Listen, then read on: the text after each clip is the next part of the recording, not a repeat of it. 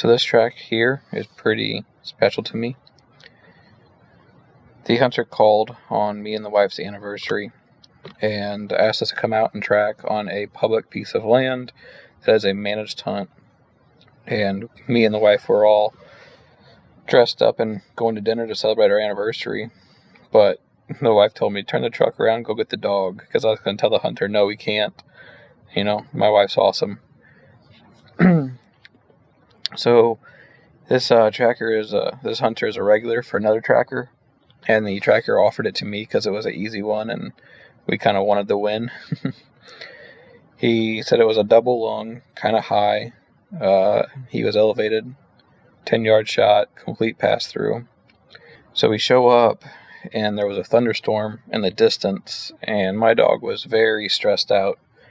Her behavior was not great for tracking, but I knew it was probably going to be easy track, so I kind of pushed her on it. That's all blood there.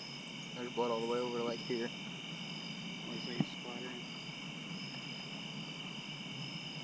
Okay. We went up to like, I don't know, 5 yards in that grass. That's as far as we went. All right. I'll let her roll, and then you guys stay back probably 15, 20 yards. We put her on the ground. She immediately takes us out of the field, right through a thicket and over some brush. Good girl. I got blood right here. In that thicket and over these like fallen down trees, we do find blood, so I know she's on it. This track is at night, as you can see, and I know that you can't really see my dog, so I'm doing my best to describe what's going on. I got blood on these logs too. Blood on the dog? Yep. Coming onto this private road right here, which is actually like a service road for the conservation agents, she makes a left, and we go down at probably 300 yards roughly. I usually try to give my dog 300 to 400 yards before I pull her off something. But about halfway down this, she starts changing her behavior from stressed out and nervous to a tracking behavior. So I'm like, okay, this is good. And she dips down in this valley and starts searching. And as you can kind of see, when she goes down it, she does a circle and then tries to do a figure 8 back up here. So when she did the circle, I was like, okay, you lost it. It's pretty common that she does a circle when she loses it. Sometimes she'll do a circle and blood's gone. But we haven't had blood this entire road, so I knew that wasn't the case. So I said, I kind of want to restart her. I might take her back to that log and bring her back in there again. So as you come back on the Florida trail, she alerts up here and takes off this way. There's a lot of deer in this managed hunt area, and there is a deer trail right here. So I think she was just kind of tracking that, you know, a live deer or the deer trail in general. And she goes up at probably 20 yards. And she does a circle on her own. And she goes to do a figure 8. I haven't seen blood in a minute. Tell, or just, you know, a big circle. And I'm like, no, she's off. We don't have time for this. Come on. Let's go back. You missed a turn. I can tell.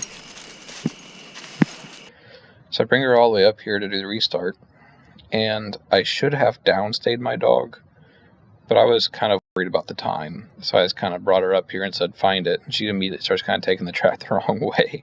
So I turn her around and kind of push her down the track. It's something that all of us do on guided or practice tracks. You kind of guide your dog down them. It's the same thing on a real track when you know she's going the wrong direction.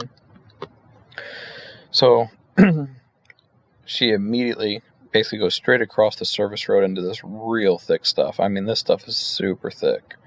But we're 5 feet, 6 feet into it, and I look down and I see blood. So I radio back, hey, we got blood. She's taking me a new way, and we have blood. She was on the wrong path down there.